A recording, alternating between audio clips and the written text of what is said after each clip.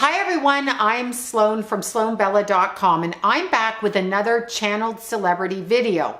This one is a much requested video. I mean, I must get several emails a day that ask me in Facebook messages and Instagram messages, can you channel this person?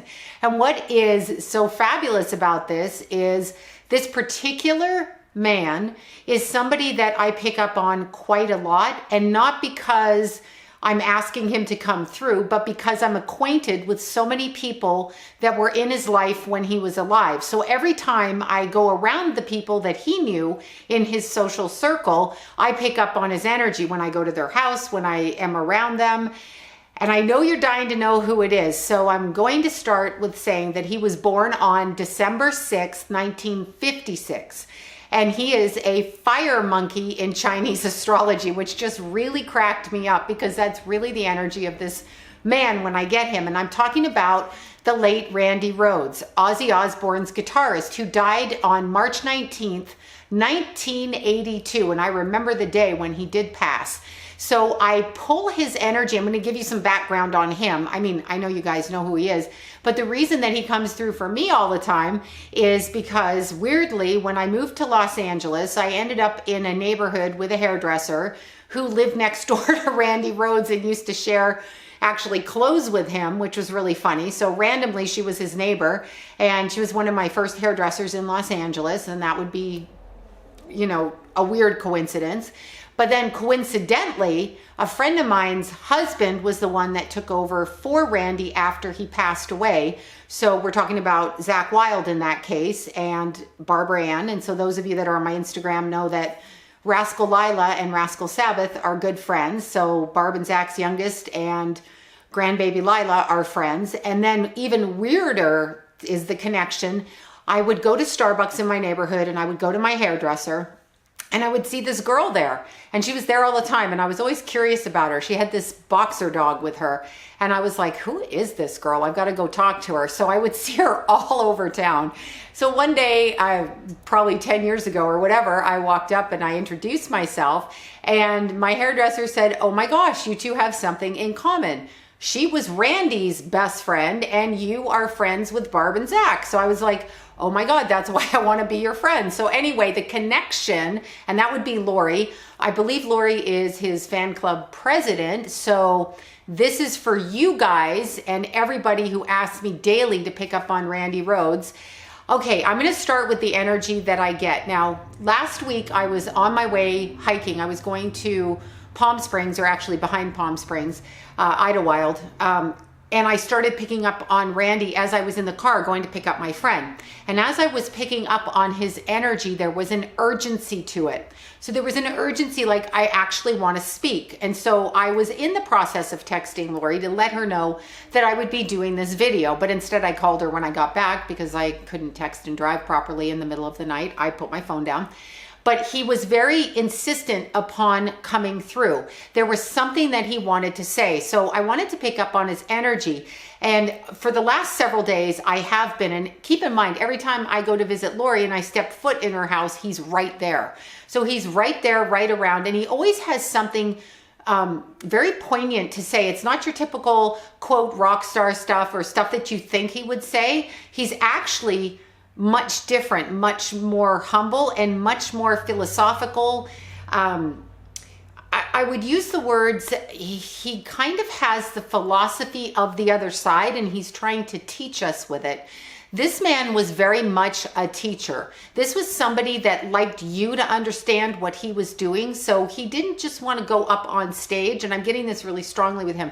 He didn't just want to go up on stage and play his guitar like a master without letting you know how he did it. So there was both ends of the spectrum with him. He was a student, a teacher, and a performer all in one, but he never gave up any of them. So he kind of ran the gamut with what he was doing. If he was up on stage and an audience member wanted to know how or why he was doing something, he would actually take his time to teach them what he was doing or where he was coming from. Extremely psychic, this man. I'm going to tell you, of course, he was a Sagittarius. That's the philosophical side of him. But he was a Aquarius moon, okay, with his ruling planet in the first house in Cancer, Cancer rising. So to begin with, I zoom right into the family issues that he was born into. And this is somebody that never really felt like they fit in anywhere. And I get that from him. There's been so much hoopla, that's what he's saying, hoopla about who he was and what was happening, and so much fighting over the energy that he had since he's been gone. And he does point out the fighting and the attention for what he developed or what he was or what people thought he was. They could kind of assign their own energy to him. And he says this was just not what he was meant to do. Okay, so he didn't really feel he was meant to leave that legacy. So it was quite a shock to him that he did leave that legacy. And as I'm speaking to you, I'm going to the day that he passed away.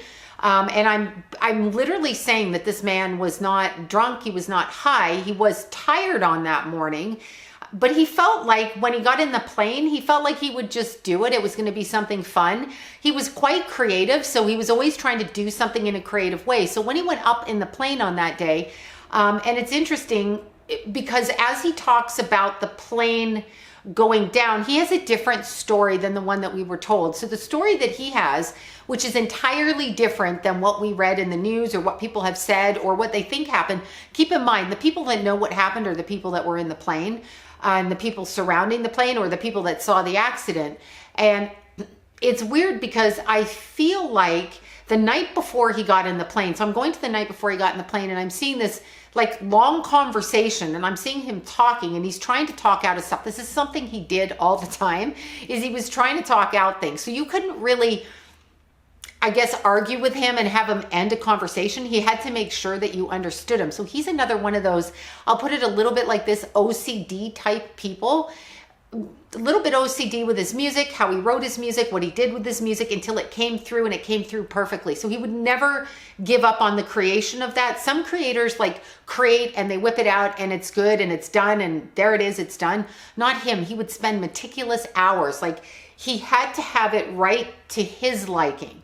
And sometimes he just shut himself away creating. Okay, there were moments when he preferred to be by himself quite a bit. And he spent a lot of time. He would go into some sort of prayer during this time. And I don't mean like weirdo religious prayer. I'm not talking about that, but prayer to get the information, the inspiration to come through to him.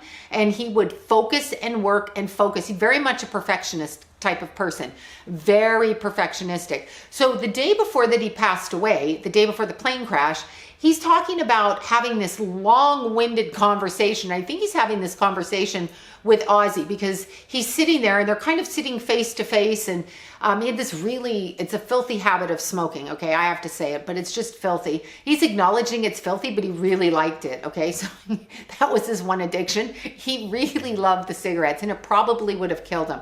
That probably would have killed him. He didn't really do drugs and he didn't really drink. It was more about the cigarettes and the not taking care of the body. So the staying up for hours on end and focusing on the creative part of it. But he's talking about talking with Ozzy, and he's talking and he's trying to get him to understand something.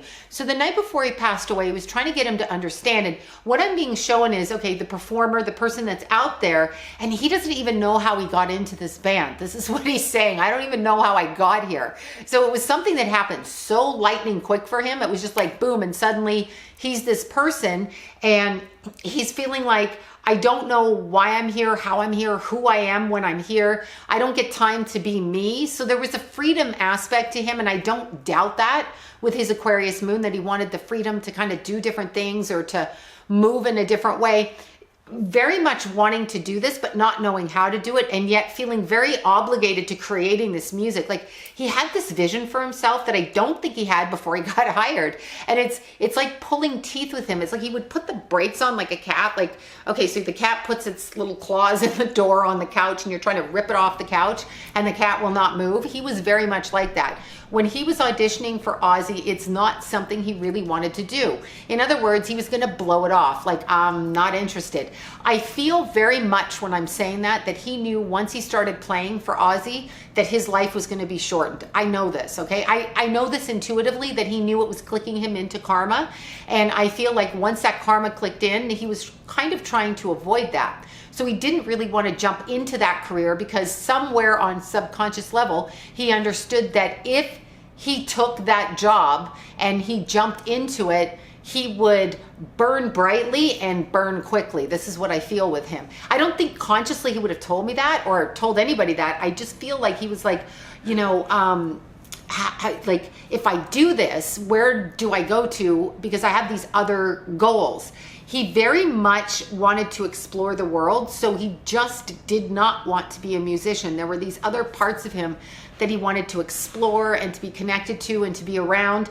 But he knew once he accepted this job, and it's funny because I'm seeing somebody actually like literally having to push him out the door. So he agrees to audition for Ozzy, and they're talking about this the night before he passes away. He's saying, you know, I agreed to come in for the audition. I agreed to be there. I didn't want to be there. I had to be pushed. So he had to be pushed out the door. So this is a person who was very much like, I'm not sure I want to go down that road because it might get in the way of my creativity. So he was into the creative aspect of it. And there was also this perfectionistic side of him that was like, I don't know if I'm ready to do this because I don't really have anything to show for myself. So he wasn't like an ego person, and he wasn't a person who was like, you know, I know so much, I'm the best, I'm a guitarist. And he kind of flips my head right now to Eddie Van Halen, okay? As I'm saying that, I'm going right over and I'm seeing an image of Eddie Van Halen.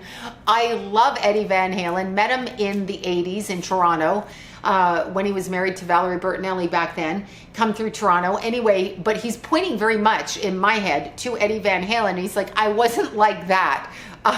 So I guess Eddie had quite the ego. I can't remember, but anyway, he's pointing to it like, I didn't have that kind of ego. That wasn't what I was there for. I didn't want to be like that. I wanted to create differently. So this is a man that wanted to create in a different way. And it's really interesting because I'm going to this part of his face here and saying that he struggled in this area. I don't know if it was headaches or sinuses or sense of smell or loss of smell, but there was an issue in this area of the face with him. So he got tired very easily. I think this was something genetic, and I think this was something that ran in his family, but it's okay.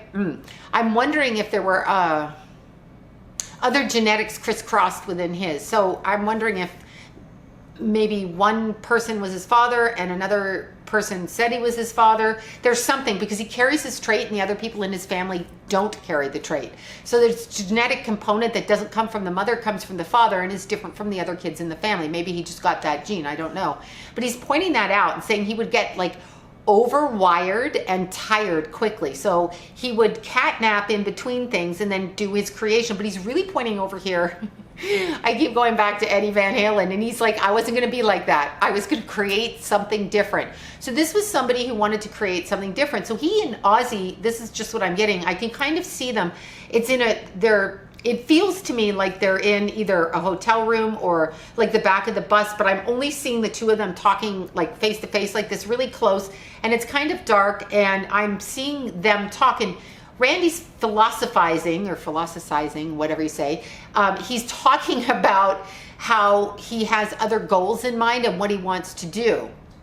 And he's also concerned with Ozzy, is what I'm seeing. So the night before he's passing, he's giving actually Ozzy fatherly advice, which is really funny because I believe Ozzy's older, and he is older, in fact. And he's also explaining that, you know, once this tour is done, I want to go off over here. I just have to get through this tour. I want to go off over here. This is what he's saying to me. And then he's saying, and by saying he's putting the thoughts in my head, then he's kind of saying that they didn't want him to leave. So Ozzy's talking to him about like where he can go with his music, and he's such a perfectionist.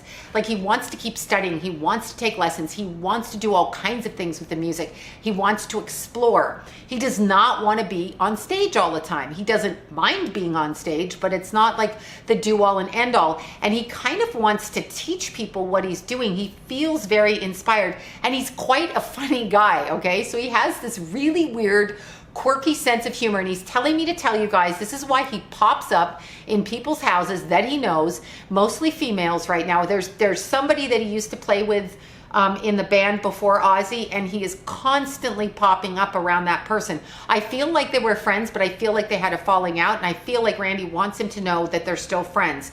That's what I feel like. And so he pops up in this person's house all the time. He cannot imagine what all of everybody's problem is with wanting to know more about him. This is like totally like crazy to him. He's like, what is wrong with you people?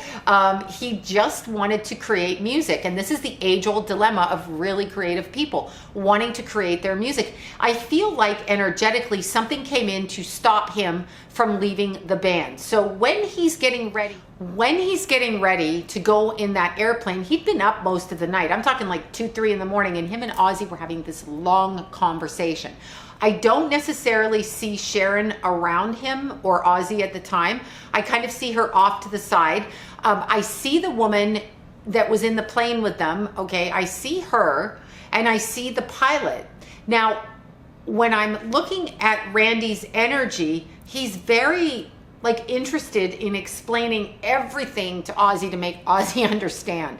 I don't know if that means Ozzy was drinking that night or just that Randy felt like he couldn't be understood, but he really wanted him to understand where he wanted to go from this perspective in his life after this last tour was done. That's what I'm hearing. Like that once this is over, I'm going to go back and do this. I think actually Randy would have ended up being several different things in his life. The music would have always been a component, but I actually feel like he was a healer. I feel like he was a different kind of a soul with the music and the tone, and he might have gone into actually teaching or creating something with music that helped to teach other people. I don't know if I'm talking about like writing the music and the tone of the music, or if I'm talking about something else, but he's very much the kind of person that wanted to keep creating, but not from a I'm on stage and keep saying it again and I'm an Eddie Van Halen, whatever that means, okay? So there's something between him and Eddie Van Halen. I don't know what it is. But he's like, I wasn't like that. I was going to be serious and I was going to be over here. Very classically trained. Now that jumps me forward. He's not talking about the plane ride right now, but I'm going forward to his replacement, who was Zach, or is Zach at the moment. And he's saying, he's like literally watching Zach play. So there's points when, and I will say this, he picked his replacement. There were several people that were going to be interviewed to take over for him, and he picked his replacement because he wanted somebody with the same personality for the study of music, is what he's saying. So I want somebody who has the same focus on the music so that they will do the music proud in that capacity. Yes, we're talking about heavy metal, but that's not the point. He wanted somebody who would take over the musicality the same way, and I feel like he picked Zach. I literally feel like he kind of honed in on that energy from the other side and said, yeah, this person will be able to really focus and play the guitar in the same style or the fashion I would have wanted to portray. So I feel like this was very much handpicked from the other side when we're talking about Zach taking over for Randy. That's what I feel. So I don't feel the other people had a choice. I feel it was literally given to him, handed off. The baton was handed off. Now Randy goes right back to that bus and he goes back to talking with Ozzy, and I do feel like Ozzy was drunk. I also feel like there's so many things Randy's showing me. There's music that was written with him. He's another one that wrote music, and that music he did not release. Okay, so there's notes and paper and notes and paper. Jimi Hendrix showed me that way back in the day. I did not know who Jimi Hendrix was, but he used to come through to me when I was a teenager, and he was writing music constantly. Randy is writing music constantly before he died and on the other side. So he had this I'm getting a pressure, like he's coming into my energy field over here. I'm getting a pressure on this side of my head. He's very much a prankster, and his energy is very dynamic, and actually he can manifest in a physical sense. He's not ready to come back yet because he says that everything that's going on right now is just like crazy, okay? There's a sense of humor with him. He's like, no, I'm not coming back yet. So I think he's avoiding coming back. He's actually making me laugh right now. I just got the pressure in my head and now I'm laughing. But he's talking about that night. So when he got in the plane, I see him, he's kind of viewing the plane, I feel like he was like getting ready to create other things. Like I know that he was going to take some pictures up there, but I feel like that was another interest of his. So he might have gone into a career where he would be taking pictures or doing something along those lines. So I feel that he was focused that way. The other thing with him that I see is that when he got into the plane, he had absolutely no fear. There was no fear that anybody was going to do anything crazy with the plane. And he's telling me we've got it switched. So when he says the woman, the seamstress or the wardrober, I think she's a wardrober, seamstress, wardrober, or makeup lady, whichever and or all that she was. He's saying they talk about her having a heart issue, the pilot, okay? So he's saying it's switched. He's saying they blame the pilot, I guess, for being on drugs or having an expired license or being drunk or on cocaine, I don't know which. Okay, the expired license, I've gone over this in another video, I think it was the Aaliyah video. Just because your driver's license expires does not mean you cannot drive a car, okay? We know this because a lot of us have had our license expires, and God forbid we go to the DMV, and I don't even know what the plane licensing is like, but God forbid you go there because you got to wait in line, and who has time for this? So we could conceivably be operating some kind of motor vehicle without a license legally, you know, open at the time, and it wouldn't make a difference. That's not a reason for crashing the plane. And actually, what I'm seeing, I do see, I see Randy in the back. I don't know where he was found, but I see the lady in the front, and she's a lady of color up here. I see the pilot, and I see Randy back here. So he's like in the third seat, and I don't know what seat that is or how big these planes are, but he's in the third seat. And I'm seeing the pilot struggling while driving the plane. So the pilot is having an issue. It's the pilot that's having a heart issue. It's not a drug issue. It's a heart issue with the pilot. I'm seeing the plane kind of go down and around, and they're trying to pull it back up again. So I actually feel like Randy was trying to pull the plane back up because he's behind the pilot. Whatever is behind the pilot, I feel like he's trying to pull the plane up. I think that's why the plane dipped around, and whatever the wings hit, I feel like they were trying to pull it back up off the ground. It wasn't a stunt. Nobody was playing a game. There was nobody playing a game in the plane. That's what I'm hearing. I hear a big, like, put the brakes on that one. Nobody was playing a game. So nobody was screwing around. Nobody was doing wheelies. Nobody was dipping the plane. Nobody was doing BS like that. That is not true. I mean, I guess it's what they said, because unless you were actually watching what they were doing. But again, just because a plane comes down doesn't mean that that's like the pilot doing something. It can also mean that the plane is dipping and they're trying to correct it. That's actually what I feel it was. He had a very bad feeling before he went on tour that he needed to get off the tour. I'm talking about Randy. There was a feeling before he even stepped foot onto the tour bus that he needed to not go on the tour, but he had a commitment. He hated those commitments, by the way, hated those obligations, hated them, was not a commitment person, didn't mind the freedom of showing up and doing it if it's what he felt like doing, but the commitment to it was something he just couldn't handle. So going, because he was actually overly responsible. I feel like he maybe was the child of somebody, and I don't know if I've heard this. I do know his sister owns a winery, and I'm not saying it for that reason, but I wonder if he's raised by an alcoholic in his home. I don't know who raised him. I don't know if there was a stepfather. I don't really know that. He's kind of shaking his head. Yes, I feel like he was raised in his home with an alcoholic because he has that over sense of responsibility. Like, I have to be on high alert.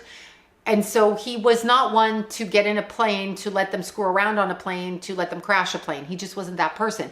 So I feel like he was on high alert. He's showing me volumes of paperwork.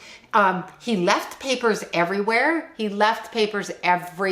Okay? So there were papers that he wrote music on. There were papers that he wrote ideas on. He got many inspired ideas, and he was writing for 3 months up before he went on that tour, like writing and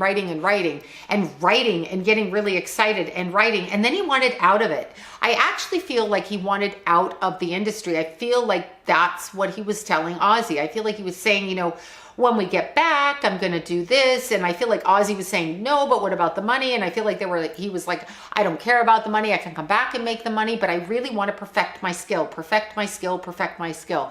He kind of is pushing that into my head. And then he would retreat. So he would kind of retreat. He liked a lot of alone time, and he was very much feeling like he didn't fit in. So even though he was in this band, even though he played the music, he didn't feel like he fit in with his counterparts. And again, I'm going over here to Eddie Van Halen. Sorry, it's making me laugh. Every time I see it, I get flashed a picture of Mr. Eddie over there. Okay, so he had some beef with Eddie, that's for sure. I don't know what that was. Actually, he's kind of laughing now about it and saying that Eddie's done a really good job maintaining his career and actually moving through it. What he's recognizing on the other side is just how difficult it is to be on Earth, how difficult it is to be in this planet, how difficult it is.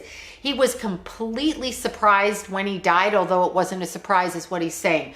completely surprised to see himself in his body in the plane crash. So he was very observant when he passed out, and he had to help the woman. I don't know where the pilot is because he's showing me the crash, and he's showing me from, I wonder if the pilot survived for a minute or didn't die on impact. You'd think he would die on impact because I think there was a fire is what I'm feeling. And I'm seeing Randy walk away from the plane. I'm talking in spirit, obviously, because his body was in the plane, but no, it was outside of the plane, actually. I'm talking, well, half outside, but I'm talking in spirit, and I'm seeing the woman, and she is just terrified. She can't believe what happened. Now, this is interesting because I feel like she had a religious background, and I feel like she had a religious foundation, and I feel like Randy had been taught religion, didn't necessarily know which way to go with it, was definitely in line with the God energy on his own, but not like a Bible thumper or anything like that, but just in preference with the God energy. So he was focused on like being, you know, being in the God light, so to speak. The woman who was way more religious or said she was or practiced it was very like distraught about leaving her body. This was something very, very distraught. I'm seeing it, and he's observing it, and he's taking it in. You know, he might have been a really good director type because he's taking it in like it's a film, and he's watching it, and he sees her come and stand with him. So when she passes, she stands with him. I cannot see the pilot. So the pilot, for some reason, seems like, and I'm going to say this to you, seems like there was a heart issue, seems like there was a drug, there was some kind of smelling salts with him. You kind of get the feeling like he might have, they tried to do something, or he inhaled something, or something happened with this, because there's something, I'm seeing like smelling salts. I'm talking with the pilot, not Randy. And I feel like he went in a different way. And I feel like these two went this way. Even in death, Randy was helping this woman cross out of the trauma of seeing herself pass at that moment. He flipped right backwards, flipped right out, and was like, this is kind of interesting and this is kind of cool. He had no problem with crossing over. He's been watching. This is what I'm hearing to say.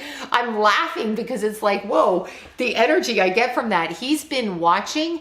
There's so many things he would like to say. Somebody is writing something about him right now. There is like a public, his life is coming to public again, and he's saying not to believe it all. Okay. Because I feel like people are not telling the full truth with him. They're not telling exactly what happened, and he's aware of this. He's also aware of the shenanigans in his family. Total shenanigans, okay? Like there's just been shenanigans. There were shenanigans with his mother when she was alive, and he doesn't appreciate it. I take this to be his siblings and what they were doing to the mom, or what they were trying to do to the mom, and that's just bullshit. He's acknowledging that at the moment. He's acknowledging his mother. He's acknowledging loving her. He's acknowledging her, thanking her, and being grateful for her. And he's acknowledging the shenanigans that went on in his name, which is nothing he ever wanted to happen. Nothing. That's why, and I do here to say this, that's why the person who looks after his memory is the person who looks after his memory. She knows who she is. I know who she is. But that's why he picked her to do so, because she wouldn't allow shenanigans with the name. And he keeps saying it. Like, it's funny. It's this funny little this way of saying it. He's talking about his sister, and I met his sister for the first time the New Year's Eve Ozzy concert. We were backstage, and the sister and her husband were there, and she seemed really nice at the time. I'd never met her before, but she has been used like a pawn in essence with his name. So she is easily manipulated in the situation. I didn't recognize that from her from meeting her, because we just were eating backstage. So I didn't really feel that. Like, I didn't pay attention to it. I didn't feel it. He's saying it, okay? So he's saying that his sister's been used like a ping pong, and then there's his brother. And there's feelings of sadness when it comes to his siblings, because they have spent their whole life in his shadow, which is not something he wanted when they are in their own right. And that's something he never wanted to have happen. So I feel like he feels a lot of remorse for that, for them, because they lived kind of in his shadow. His brother in particular doesn't understand a lot, or thinks one way, or is very, I'm going to use the word blockheaded. I'm just going to use that word, focused one way when it comes to the energy. And so he's a little bit difficult to deal with. I do get that.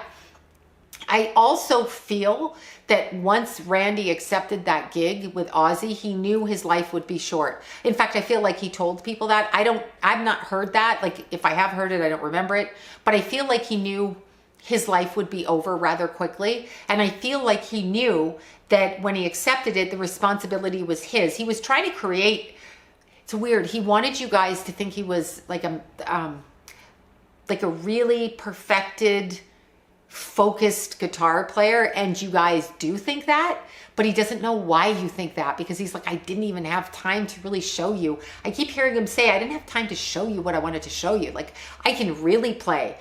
Which he's pointing my mind to the fact that sometimes we are waiting for things to happen and we want to perfect ourselves. And he's kind of letting me know that you just need to go ahead and do it, because it is in that moment that you will be showing them, and you may not get a second chance. Kind of sad about not having the second chance to show us what he could really do, what he could create.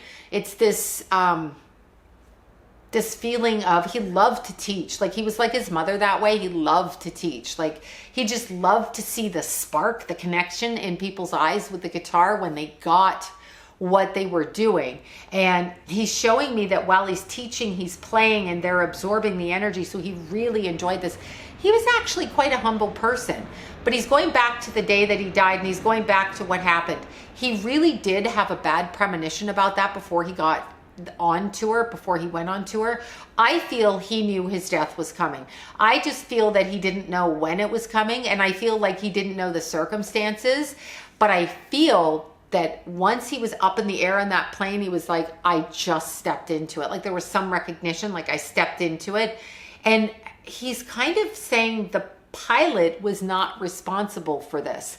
So there is a feeling. Now, I am not sure if there was something mechanical, if that's what he's getting at, but I do feel the pilot's the one that had the heart issue, not the woman, okay? So the pilot, and I do feel like there was something with the heart of the plane. So to me, that's mechanical. And I feel like that's what the dipping around was, okay? So that's why the plane crashed. It wasn't because anybody was screwing around up there high on drugs or bullshit drunk or, you know, too tired or pissed off. That wasn't what that was about at all, because Randy had no fear when he sat down in the plane. And again, pilot lady Randy. So Randy's sitting in the back, and I don't even know how that works, but that's what I'm seeing. Maybe he was crouched in the, I don't even know how big these planes are, but that's where he was. So I see that energy. And then I see the closing, and he's saying, okay, I'm going to do a second video on this. This is my first video, but because there's so much I want to say, there's so many components of it. And he says, and this I get really strong. Okay. First of all, he's saying at his funeral, this was interesting to him. Okay, because he was there and he saw it and he watched it and he saw the people and he saw the fans and he felt the energy of the people that really loved him. And he said, sometimes you think somebody is your friend, sometimes you befriend them, sometimes you even work with them and they are not your friend. There is a motive behind it or an agenda. And he's saying, he acknowledged this all the way through his life, and he's even pointing to family members. But what's even more interesting about what he's saying is he's feeling the energy of the people around him. And I am hearing very clearly to say that if somebody in his circle that knew him is writing something about him, the only reason that they are writing it is because it's okay with his soul to do so. So there was so much confusion about that with the books written and the pictures released and all of that. He's saying these were his pictures, these were people he was with, and they had every right to do it because it was what he was doing on a soul level as a human being. He's not that person anymore. He does come through to teach people, though. He's working with several young people right now. So Randy is working with several, and I think they're around 13 through 16. He's kind of playing the music with them. So he's coming through musically. So there's some guitarists out there that are channeling him.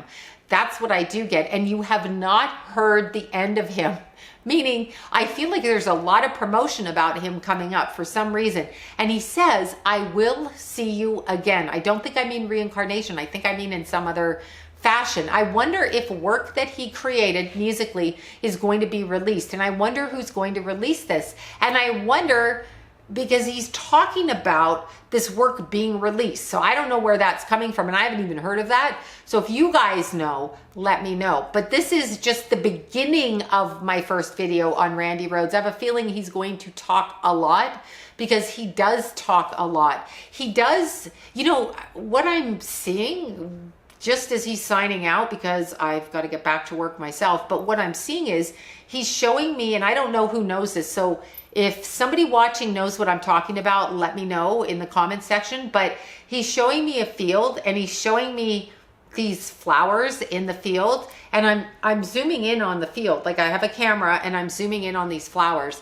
and they're those flowers that are like orange and yellow, and they look like daisies, and some of them are and some of them aren't. I don't even know what they are, but he's showing me this, and he's showing me the wind through his hair, and he's kind of relaxing. He's by himself. He was very spiritual, and I think I'm talking about past lifetimes in India with him, because he's kind of going that direction with me. He was a pacifist. He didn't like the stress of things, so he was extremely sensitive to a lot of his environment and what was around him. And he's kind of laughing at me, because he's saying the one thing in working with Ozzy that was very interesting is the heightened level of things and the hijinks that went on during that time was something quite energy blowing for him. So he would often have to pull back a little bit. And this is when he would go into the studio and actually spend hours perfecting his work. And I'm not sure if that's even before he got to Ozzy and the other bands he was in, but I'm seeing it. And it was never his intention to do this. Isn't that funny? He had the ability, but once he really just started doing what he loved and realized he loved it, his career soared. And he's saying that that's what it was. It wasn't in his head to do it. It's not that so the video with Randy just cut off for a second, but what I started to say, these are the names I got. I got Gina, Jody, Brenda, and Lori. Now I know who Lori is, so I got hello for that. I do not know who Gina, Brenda, and Jody are. I think I do know who Jody is, but I got those 4 names. Those 4 names came out right as that video shut off. I was literally talking and the video just went boom off. Wanted me to say those names, so I'm saying those names. I also feel that there's a lot of things we're going to see about Randy in the next several years and about what went on. There's an undoing and there's a correcting of energy. He's been waiting for this to happen because the energy around his passing was not as it seems, at least on a soul level for him. He wasn't comfortable with it. It wasn't that his death hurt him, other than death, you know, you leave your body. It wasn't that. He actually kind of stepped into an energetic time warp that kind of speeded him up and spit him out is what happened. And it happened with the music. Something to do with how he got the music, conjured the music, how the music came through, and then what happened when he performed it, and then how his body energy quickened and how he moved through dimensions. You know what? I'm going to say this. I don't feel like he was a drug addict. I'm not getting the same kind of tempo as like Ozzy was. I'm not getting a person that did drugs, really. I mean, if he did, I think it was minimal. I don't think he was like out doing drugs every day, but he was definitely aware of the different psychic senses, and he was definitely aware of the energies around the earth, and he was definitely aware of different dimensions, because he's showing me that he brought his music in through different frequencies, picked it up through different frequencies. And I've seen this with other musicians. When I watch them on stage, I can see this. I've seen this with Jimi Hendrix. I've seen it with a few other people where they pull the energy through. And I think Randy was one of those people that pulled the energy through like that. So there's an awareness of that on the other side. But as I was saying, I'm going to come back and do probably 2 more videos on Randy, because he's talking about the carpet in his bedroom when he grew up. He's talking about the house that he grew up in. He's talking about these other kids around him growing up. And then he's talking about, like, this is so funny to him. Literally, before I go, I don't know why I have to say this. He's going right back. Now, this is another interesting thing. He went to John Muir middle school, where my boys went to school in Burbank. So he was a member there, but he's saying, like all those teenagers. So John Muir goes from 7th grade to 8th grade, I think 6th, 7th, 8th, maybe. I think it did with my kids. I know 7th and 8th for sure. I don't know what back then, but he's saying like nobody paid attention to him. He could have walked into a wall. He could have set fire to his hair. You know, he could have run naked through the hallways. Nobody cared. He's saying I didn't fit in. Okay. So, but that's typical teenage angst actually. So that's kind of funny that he's mentioning that. Okay. Like as I'm signing off, because I keep trying to get out and he keeps trying to pull my energy back. He's saying that nobody paid attention to him. Nobody knew who he was, and nobody even thought much of him. At least that's what he felt. So when he sees all of this notoriety in reference to his music. He's actually touched with it, but he's also humbled by it. So it's not something he was looking for. Exactly. He just never fit in, really. He was kind of a quirky oddball, which goes to the astrology of having Uranus in the first house. He'd have been a damn good astrologer.